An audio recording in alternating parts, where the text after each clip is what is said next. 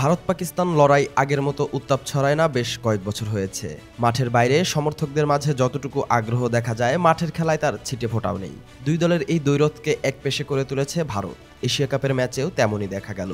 ভারতকে কোনো দিক থেকে চ্যালেঞ্জ দিতে পারেনি পাকিস্তান। দুবাইয়ে টসে জিতে ব্যাটিংয়ের সিদ্ধান্ত নেন পাক অধিনায়ক সালমান আগা।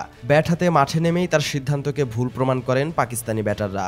গোল্ডেন ডাকের ধারাবাহিকতা বজায় রাখেন সাইম আইয়ুব। ওমানের সাথে 0 রানে আউট হওয়ার পর ভারতের বিপক্ষেও একই পরিণতি হয়েছে তার। দলীয় 6 রানে 2 উইকেট হারিয়ে চাপে পড়ে পাকিস্তান। ফখর জামান চেষ্টা করেও টিকতে পারেননি। 17 রান করে আউট হন তিনি।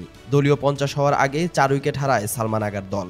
পাকিস্তানের 64 রানে পরপর 2 বলে 2 নেওয়াজকে আউট করেন কুলদীপ যাদব।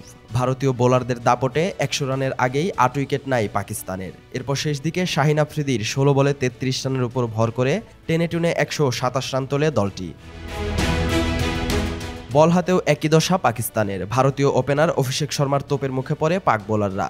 আক্রমণাত্মক ব্যাটিংয়ে পাওয়ার প্লেতে 60 রানের বেশি তোলে ভারত। বল হাতে সাইম আইয়ুব চোখ রাঙালেও তা যথেষ্ট ছিল না।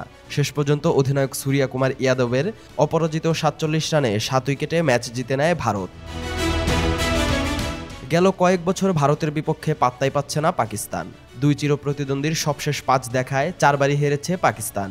টি-20তে ভারতের বিপক্ষে সবশেষ জয়ের দেখা পায় 2022 সালে। এরপর এককভাবে দাপট দেখিয়ে ম্যাচ জিতেছে ভারত।